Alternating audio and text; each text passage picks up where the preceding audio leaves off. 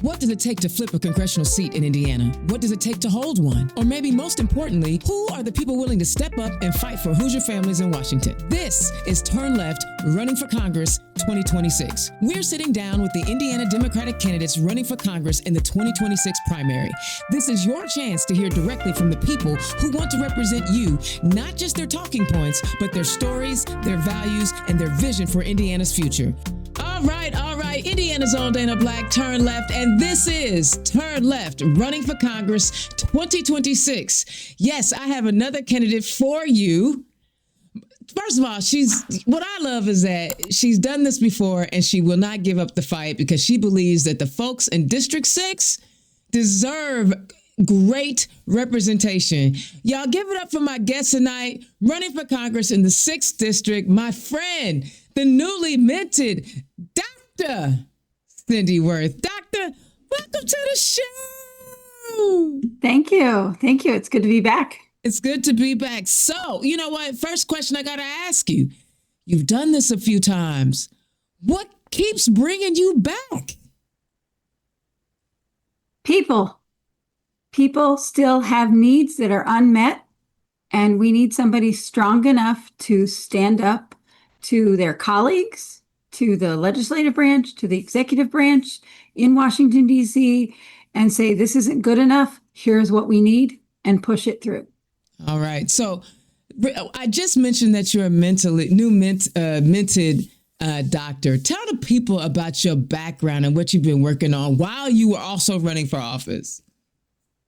So I have a doctorate now in cultural and educational policy. And what that is looking at how our culture and all of the things that make our culture shape educational experiences for people and how we can change those educational experiences and make them better for students all the way around.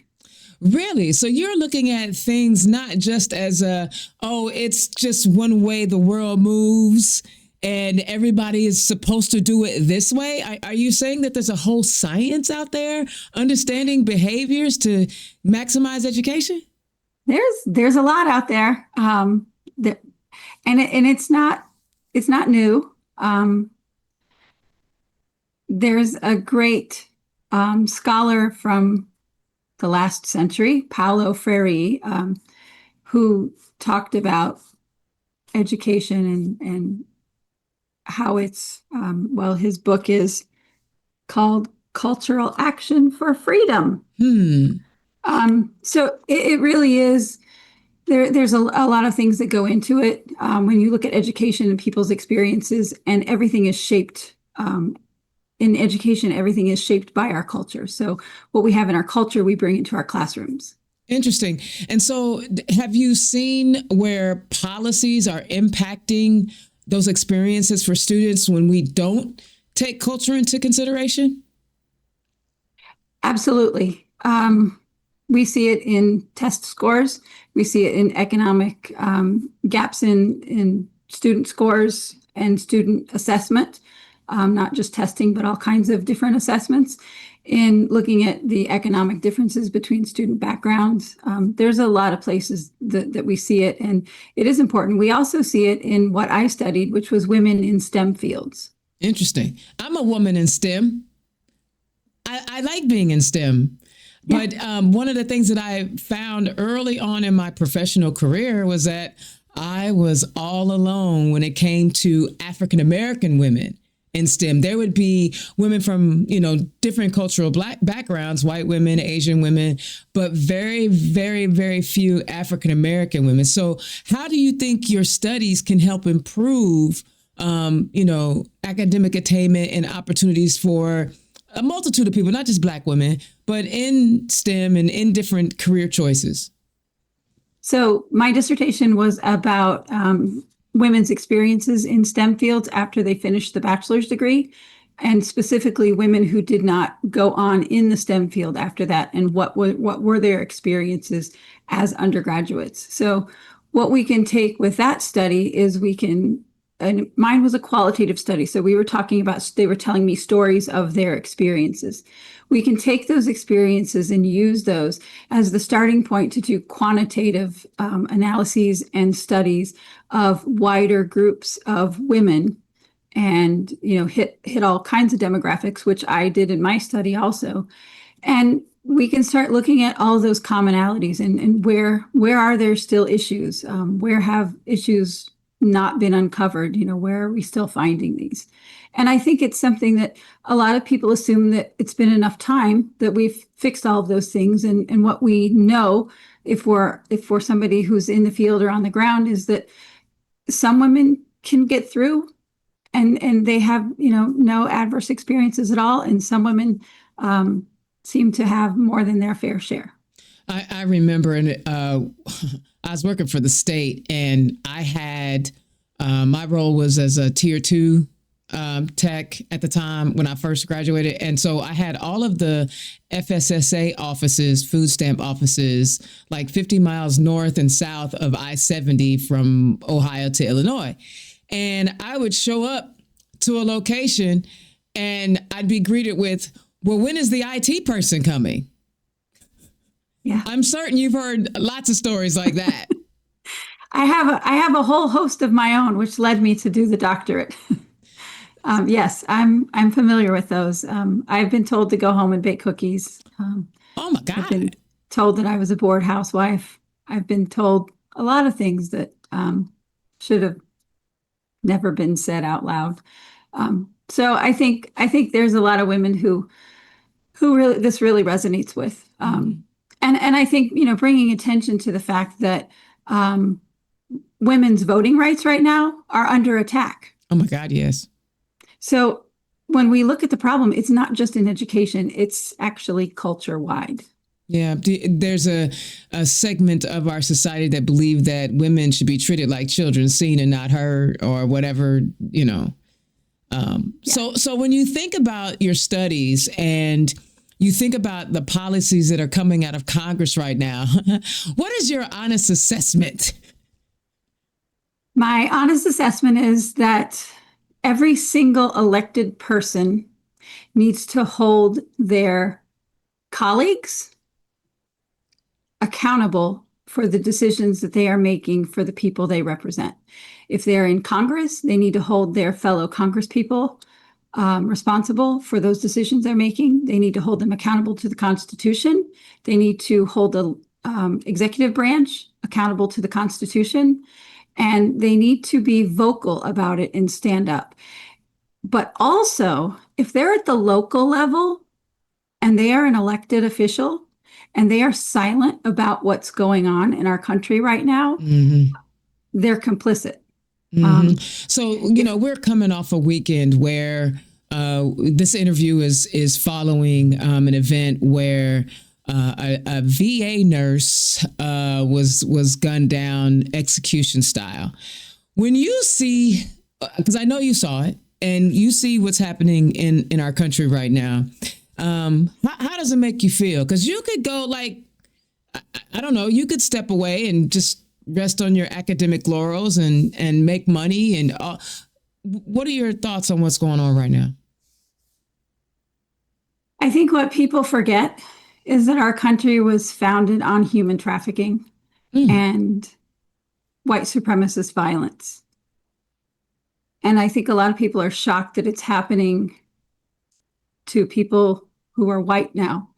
And I think when people are shocked at that, they're really not remembering what our country really is and not recognizing where we've been and where we've come from. And I think once that happens, we'll be able to better move forward. Do you think people we see where they're trying to erase African-American history from museums and textbooks and all of that. Do you think, and this is all speculation, this is just our opinions, right? Do you think that they are doing that to prevent us from recognizing what they are doing now and how it relates to history? Absolutely. And I think it's all by design. I mean, this is my opinion. I think it's intentionally designed this way. I think as our country grows and becomes more multicultural, that's something that some people are really not wanting to happen. And I think that's the goal. it's interesting that they don't want a thing that was already a thing, because Right. there were already inhabited people here. There were already Right. indigenous people here who had civilizations Yes. that. So, Cindy, I know this is your interview, but I wanted to just talk about how when you to think that we are in a society, we are descendants of a society that decided it was best to kill off all the buffalo so that we could starve the indigenous people and make their lives miserable. This is the same.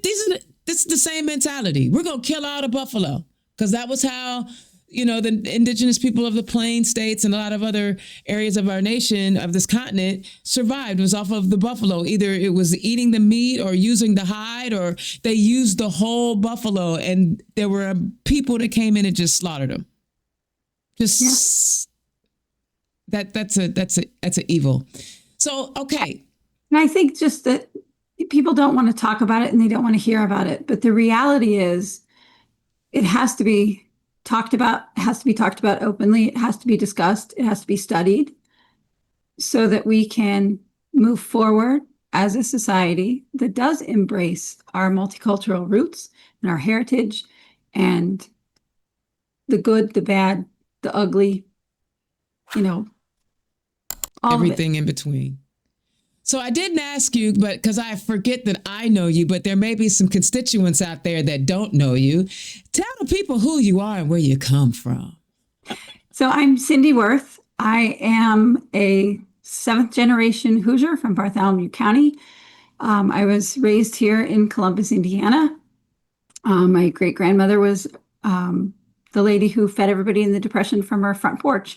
My great grandfather was a horseback mail carrier. All the women in my family always worked.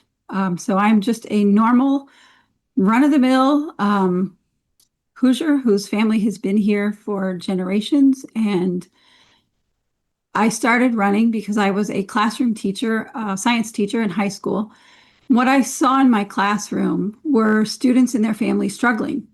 And what I see today are those same struggles. And when those struggles are impacting students, what that looks like is students missing class because they have to stay home to babysit because mom or dad or whoever the adult is they're living with has a job that doesn't allow them to afford childcare, but they have to go to work. It means that a student may, at the age of 14, 16, may have to hold a job after school and work 8 or 9 hours to help provide money for rent and food. And I think in our country right now and in the 6th district, times are tough and they're getting tougher. And the decisions that are being made in Washington right now are making it tougher on everyday people. One of the things that I have always loved about you was that you are it goes without saying you're an incredibly intelligent person, and that you're very thoughtful. You put academia along with your general sense of well-being. How do you think what you bring to Congress differs from what we're seeing now? I'm a first generation college student. Oh, wow. I just happened to go all the way. Okay. And that's actually part of the reason I felt compelled to do that, is because I want every little girl out there to know that, if she's the one in her family that decides she's going to do things differently, I think that's important. What I bring to Congress is the ability to stand up to bullies. That's something I've been doing since I was 5 years old. And bullies are everywhere.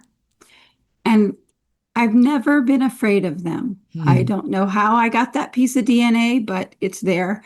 And I think that's what we need right now. We need somebody who is willing to and not afraid to stand up for what people need, because so many people are hurting right now. I mean, I talked to a lady in the grocery store who's deciding which meal she's going to eat because she only eats one meal a day. And when I talked to her about, food pantry and help, she says, well, I'm not poor. I don't need that. Huh? This is the way people are living today. And so I think when we recognize that we need changes, we need changes across the board. Yeah, I mean, especially when you have people who are completely out of touch with the struggles of people every day. I mean, the current occupant, Orange Menace of the White House, basically said that he was running on helping the average man, when everything that they have done since they became the occupant has not been focused on the everyday people, or if it is, it's short term. So, for example, we're going to suspend or keep credit card rates to 10% this year, right? So, how do you think you will be able to maneuver in an administration and with people who only see the working class folks as a commodity to be bargained during election season? I had the fortune, I think it was a fortune, of being on Capitol Hill during this previous regime's administration, the first one.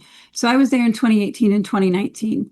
So in the fall of 2018, when I first arrived there, I was in the U.S. House of Representatives in an office that was in the minority. And so I got to learn how you write legislation, you shepherd that to offices in the minority and the majority, how you package that, and you get people or other representatives to sign on to that, to support it, to help the most people that you can. And it is possible. There are a number of tools I learned about that you can use in legislative practices that can help things along, or that can delay things that don't need to pass. Currently, we don't have people willing to stand up and use those tools to delay things, so that we have time to either offer better solutions or find ways to make the public aware of what's really happening in some of these bills. So when you think about, election night, you've won, you are now headed to Washington. What is the first piece of legislation you would either like to sponsor, write, get on board with, be a writer with? What piece of legislation motivates you the most? Right now, I think safeguarding our voting rights is key. I think affordable housing solutions are key. I'm not sure I can just pick one. Okay, I love it. Keep going. I think fair wages are key. All of those things. Affordable childcare is key.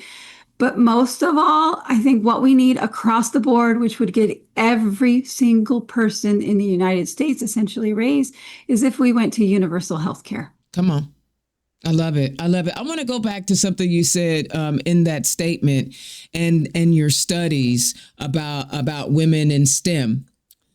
We saw this past year where this administration has deemed certain programs in universities to not be worthy of scholarship, meaning the dollars.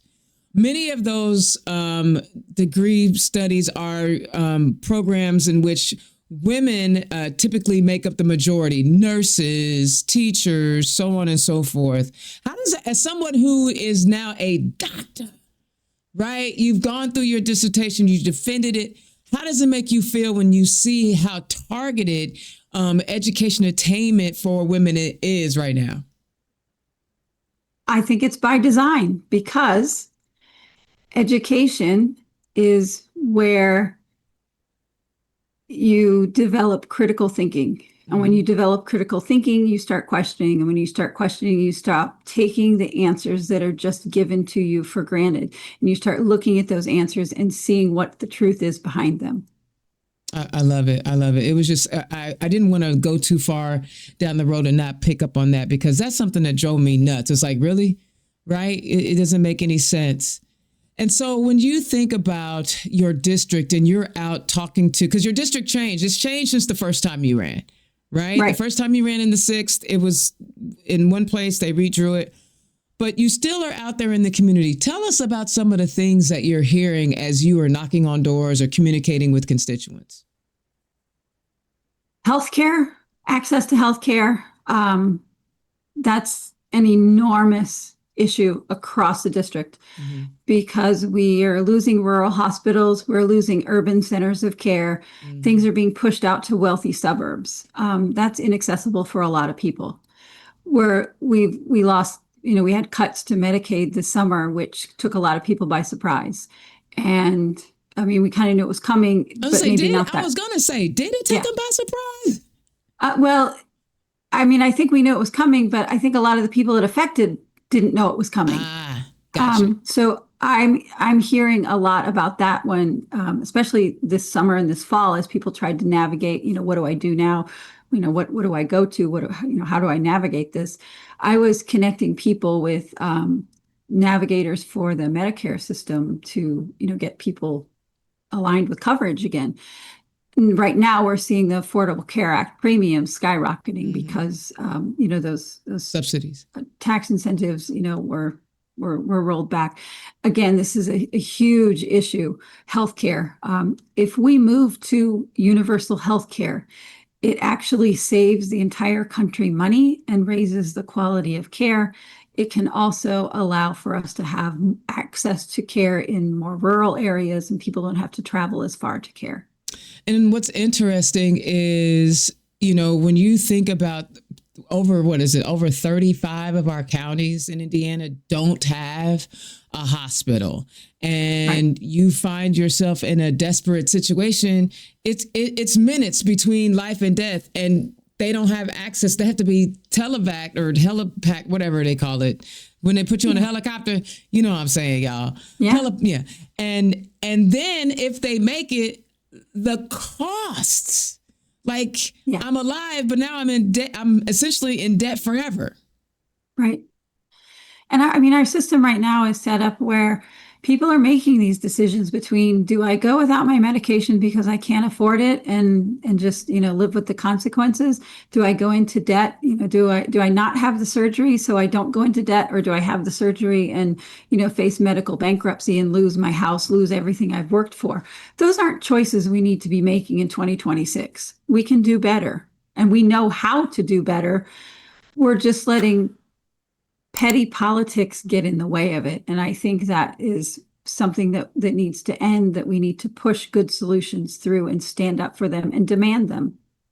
I hear you. I remember when I had one insurance company and I was working for a multinational. Had insurance, and I'm on Eliquis, which, is a blood thinner. And when I was with this particular company, I had to pay over $350 a month for a 30-day supply. And now the insurance I have, and with my current employer, I pay $35 a month. Wow. I was listening to AOC, and she was grilling the CEO of CVS. And so CVS has CVS Medical. They also own Aetna. They also own a pharmaceutical production. Right. So basically everything is in a circle, and everything is they have a broker. Can you ever see a time where we say, okay, enough is enough? You can't corner the market. You can't be the distributor of medicine and the maker of medicine, or you can't be the insurer and the hospital and the network of doctors. I mean, doesn't that, they say it's supposed to be about continuity of care, but it seems like there's no way to control the pricing because they're all doing it internally. It's an unfortunate way our system has evolved to be set up. Yes. I grew up next door to people that owned a local pharmacy here in Columbus. And I remember as I was an adult back in Columbus as a young adult, the wife had a little store next to our first store that we had. And she sold children's clothing and we sold furniture. But I remember one of the things that she told me that when they raised their children was that they were in an industry where their income depended on people being sick. And so when we forget, and the way that she phrased it was just beautiful because she said, our profit and our ability to live depends on people being sick. So we need to make the utmost care to ensure that we are providing the best for people to have with us taking only what we need. That's And I not how they're think doing it now. it's not. Now, I grew up in the 70s, different time, Gen X, but baby. That's right. I do think that we have lost the plot in America, in the US, of how we care for one another at the expense of one another, and how we put ourselves first at the expense of our community. And I think that's something we need to return back to. And I think we're seeing that. I think we're seeing people realize I need to care about my neighbors because these giant corporations are not caring about me. Absolutely. So one of the things, if I'm not mistaken, you're not only you not only did you do your dissertation on education and the impact of women in STEM, but aren't you like a scientist? Don't you do like bioscience-y stuff? I am. I'm a biologist and I'm an anthropologist, archaeologist. So I mostly do sort of ecology work, which is looking at whole systems, which when you apply that to our government and our communities, they're exactly the same. We are systems. We are all interdependent, and all of the things that apply to those natural systems apply to our communities and our government, especially the way our government was set up with three equal branches that provide checks and balances on each other. And I think when those systems get out of equilibrium, that's when we see issues. And we're seeing issues because our government is out of equilibrium right now. So I know you have been watching. When you go to Congress, you have to look at things not just from an Indiana perspective, but you have to look at things globally. I know you have seen, the bombs dropped on the little boats in the Caribbean, the snatching up of Venezuelan leadership, whether we like them or not. Right. The dropping explosives on Nigeria, the insistence on taking Greenland. And if you're used to dealing with systems, when you see us running roughshod all over the country like this, what do you think it's doing to the global system? Right now, the global system has lost faith in the United States as a leader and as a part of their community. And I think that is going to take some time to rebuild. I think it's possible. But I think right now, when you look at internationally where we stand, we are not in the position that we once were. We are not looked to as, rational leaders in the world. And it's unfortunate because when you think about it, one of the reasons why we became a global power was because the wars were not fought on this continent. And so we still had the infrastructure while the other places were rebuilding their infrastructure. But in doing so, we became partners with certain parts of the country, of the world. Everyone has been out of shape about China, but Cinde, can I just say that a lot of China's ability to go to the African continent, to go to the Central and South America and establish a foothold is because of the West's own racism? Like, we wouldn't give a dime to African nations until we found out there was something underneath it. Now we just want to take it. Whereas China was like, whether trust me, they were not doing it out of the goodness of their hearts, right? They were not building roads out of the goodness of their heart, but they have established a foothold in places that we deemed horrible places to be. How do you think the United States could ever get to a point where we recognize that there are partnerships to be had and not just conquest? I know that was deep. I'm sorry. That's the billion-dollar question, isn't it? Yes. How do we take anti-colonialist philosophy and apply it to our international relations. And I think that will involve a big change in the people behind our policies. Yeah, And I knew if I've anybody worked in could the answer that, you Caribbean could. in anti-colonialism, through try to empower local communities. And it's difficult work. It's very difficult work. So, I mean, I don't say that lightly. When I call that, the $1 billion question, it's a good question, and it's one that needs to be asked and needs to be explored and needs to be pursued.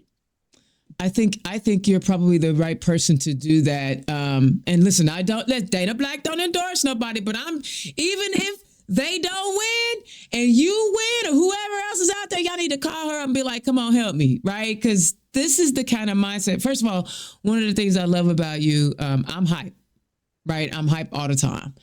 You are always measured. I want y'all to think Mayor Pete when you listen to her talk, because Indiana has a certain style of politician that they like. Listen, and you fit that style. I'll never, because I'm just way too animated. I make facial expressions. I look at you crazy when you say something stupid. You're very measured. Is this just was it something you learned, or is this just who you are? Well, first of all, I'm an introvert, so I tend to avoid the stage and the spotlight. I don't talk and think well at the same time. So Most people don't. I have to have my thoughts measured out before I can say anything. I read a lot. And I think that, I mean, I can get fired up, and I know you've heard me fired up. But I think as a woman in science, I have been sidelined so many times for stereotypical reasons that it's really important for me to make sure that my words have impact and have the ability for people to put their trust in me. And so when I come like on your show or other shows, maybe different than if I'm giving a speech at an anti-ICE rally, or at our state convention. So I think that's why maybe, I approach things like that as a scientist. It's really important that every word that I say is backed up by science and facts, unless I say this is just my opinion, but my opinion is usually has a stack deep of facts behind it. And I think that's probably why. I appreciate your intelligence beyond belief, because we're definitely in a stupid age.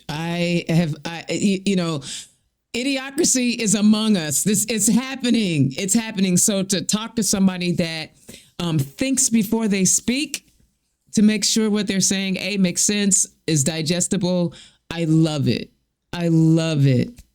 So as you're thinking about your campaign, and you are really trying to get a message out there, because you have to talk to people, who may not even want to hear what you're saying. They've already have it in their heads that they're not going to get down with it. But talk about how you are planning to increase our voter turnout from the people who rock with us, and how are you reaching across to people who may or may not see it the way we see it? Right now, I think that the hurt is so deep and it cuts across all communities. It cuts across political affiliation. It cuts across generations. And I think addressing people with those needs that they're having right now, especially with healthcare, with housing, with wages, with the ability of our senior citizens to even pay taxes and eat all in 1 month. I think that's where we have room to grow our campaign and bring more people along with us.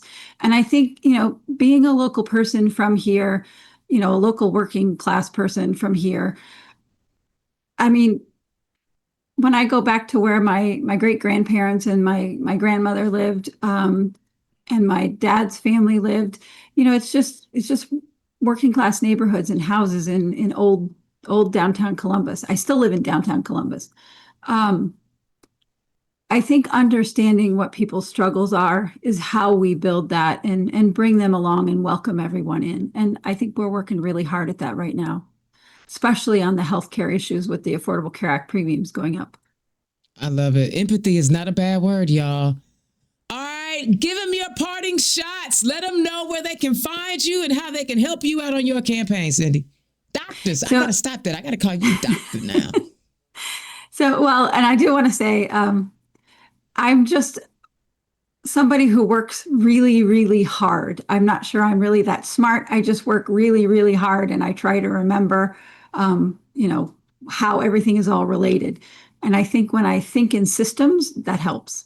So I just work really hard.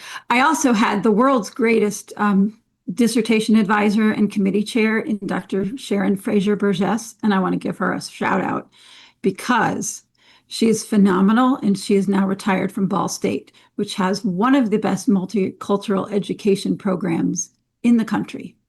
Still? Still. I mean, it didn't get on the chopping block. I'm being facetious.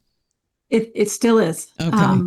The faculty there are absolutely incredible. So it really is. So where can you find me? www.wirth4congress.com. We're on all the social medias in various ways with the WIRTH. And on the website, if you hit the contact us, that email will go to someone who should answer you within at least a day. And if not, we did have a little snafu with our email. So if you tried a couple days ago when we were transferring our website over, hit us again because we might have missed you. But we have a new website up, and we're looking to do our campaign launch, I think February 3rd now because of the weather. Mm-hmm. And that will be at Columbus Bar in Columbus, Indiana.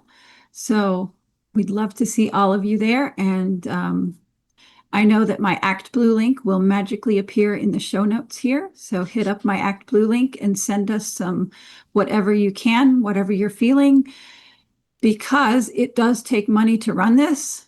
I've done this before. I know where to spend my money, and I know where we need to put it. And to win this, we are going to need to have $5 donations from as many people as we possibly can. Okay, so you're the fourth show of this. You're number 4, and you're the first one to make an ask for money. Have I been in your nightmares? I have learned so much from you the last 6 years. I met you 6 years ago, so yes. Oh my goodness, I love it. I love it. Listen, guys, I love it. She made an ask. How could you not respond to the ask? Cinde, thank you, Doctor. I got to get used to it. Dr. Cinde, thank you so much for coming and talking to me on Turn Left, Running for Congress 2026. I wish you the absolute best. We need to send more smart people, not just smart people, but smart people who work hard. That's what she said. I don't know how smart I am, but I work hard. I need people that are measured and don't take the bait and will stand up to bullies. So if you guys, thank you so much for joining me. I really do appreciate it. Listen, guys, let me go to my rant screen. Yo, she made an ask. So you know to click on the ActBlue link. It's right there. Click on the link. Donate to her campaign. She made the ask. I am so proud that she made the ask. To all the other candidates that are coming on, she's setting the standard. And as you know, Indiana's own, I am not picking in the primary. The whole goal of Running for Congress 2026 is to give you an opportunity to hear from all these different candidates in all over the state who are running for Congress. I'm doing the very best I can.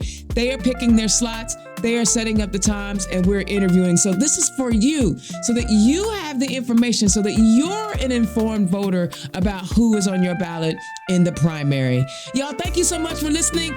I will holler at y'all next time. Peace. Turn Left is the property of Black Pearl IT Solutions, executive producer, Indiana's own Dana Black. Music by Dorian and 22 from Pixabay.